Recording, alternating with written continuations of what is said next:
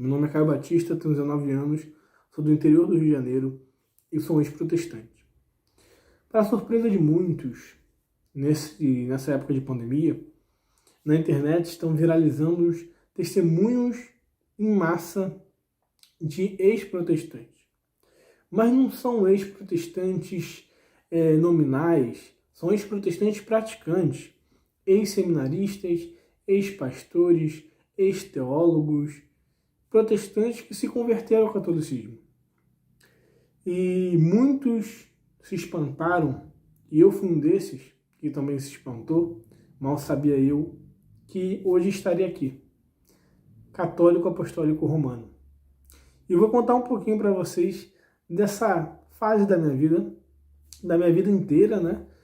E como foi essa jornada de volta para casa.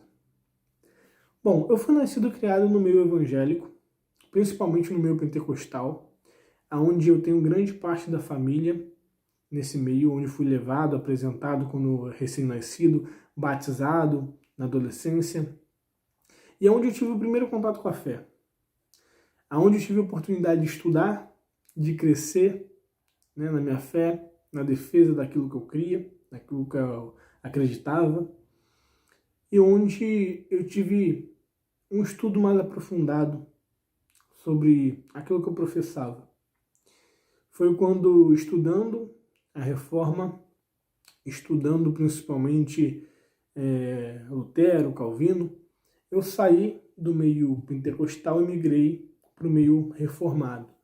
Eu fui presbiteriano durante alguns anos da minha vida, até minha conversão ao catolicismo, aonde eu tive meus primeiros passos em direção a uma fé mais racional, a uma fé estudada, a uma fé coerente, a uma fé embasada, a uma fé fundamentada no estudo das Sagradas Escrituras e onde eu tive meu primeiro contato com a história dos pais da igreja.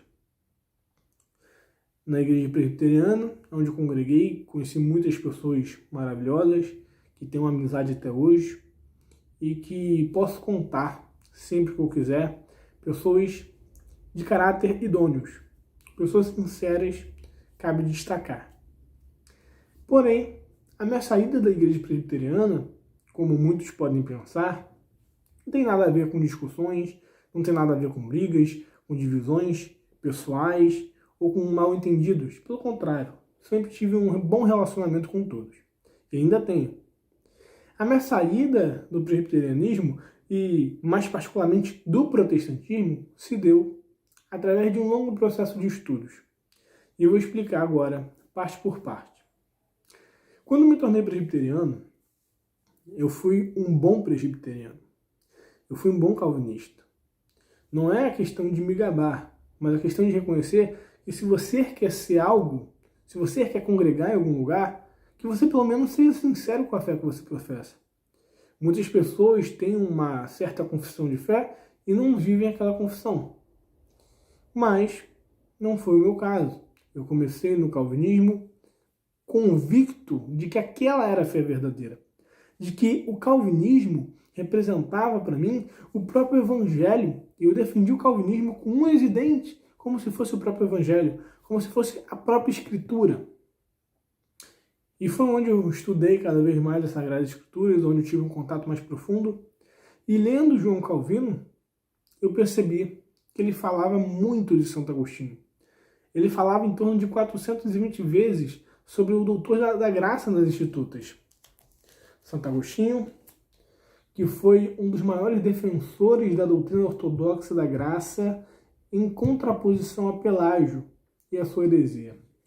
Bom, ele foi citado muito e diversas vezes por Calvino nas Institutas, o que despertou minha curiosidade, depois de um bom tempo, para estudar a posição desse doutor da graça, desse grande pai da igreja, que muitos protestantes, né, evocam o nome de Santo Agostinho para dizer que ele foi o santo mais protestante de sua época, de que ele lançou luz aos reformadores sobre a graça e que ele foi o fundamento da reforma para Lutero, que era um monge agostiniano.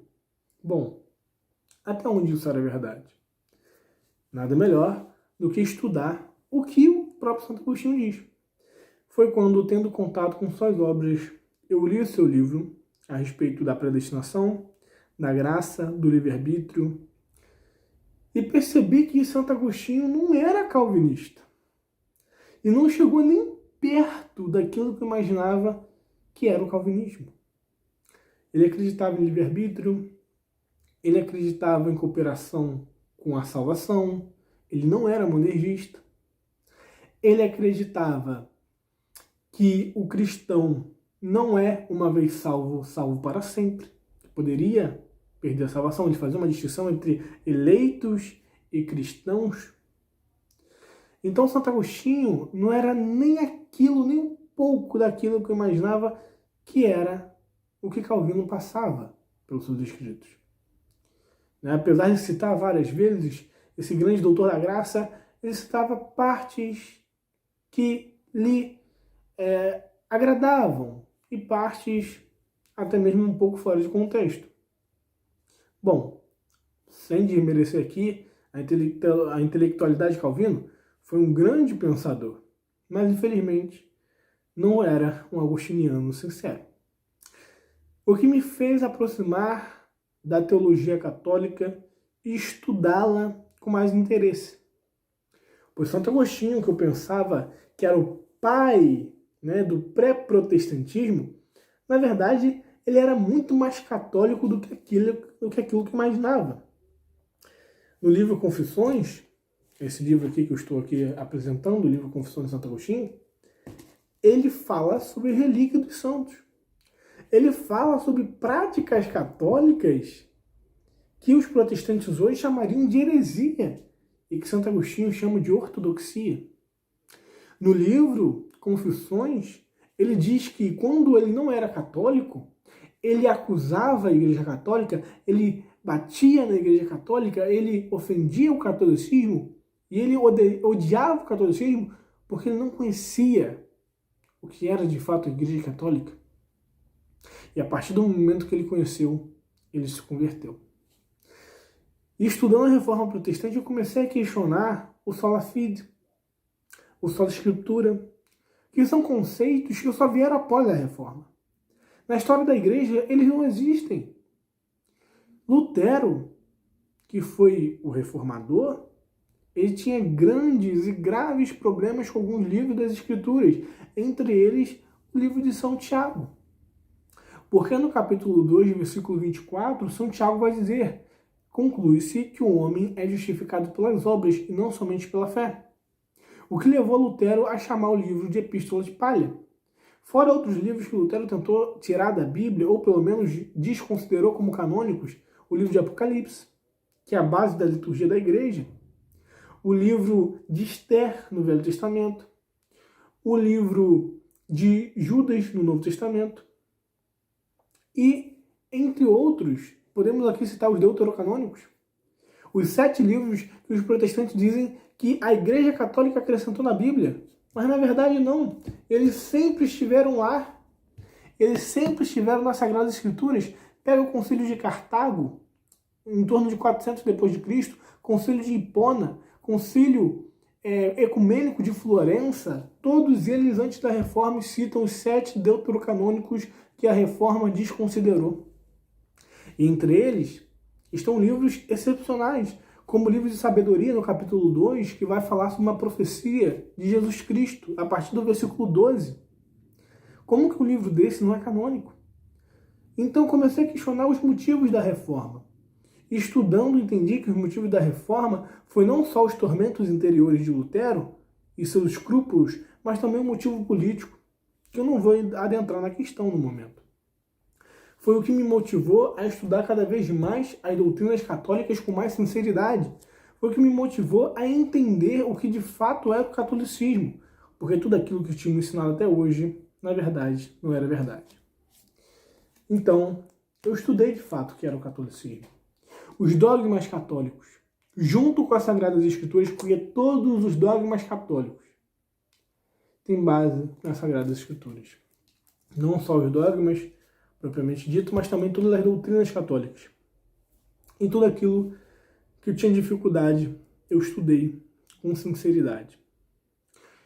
Quando um protestante estuda o catolicismo com sinceridade, como diz Chesterton, quando ele passa a não mais acusá-la, quando ele deixa de odiá-la, ele passa a admirá-la e a amá-la e é atraído por ela.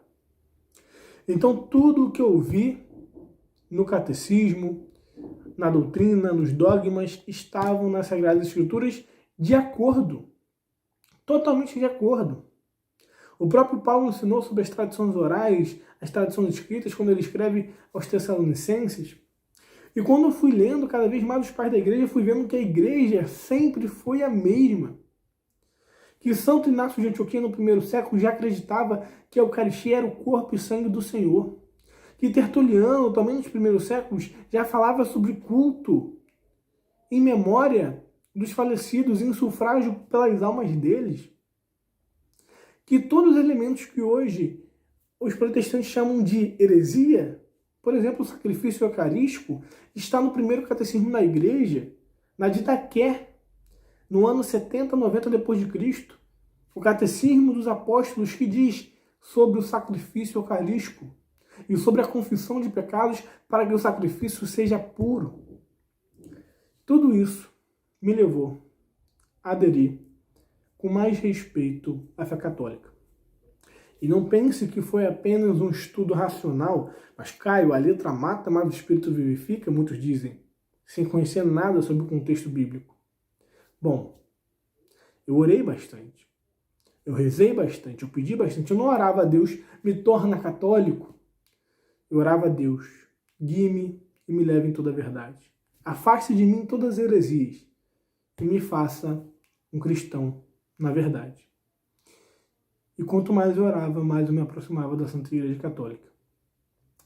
Foi quando, apenas a nível de informação, não quero pôr isso aqui como cheque de veracidade da minha conversão, mas apenas algo que eu passei.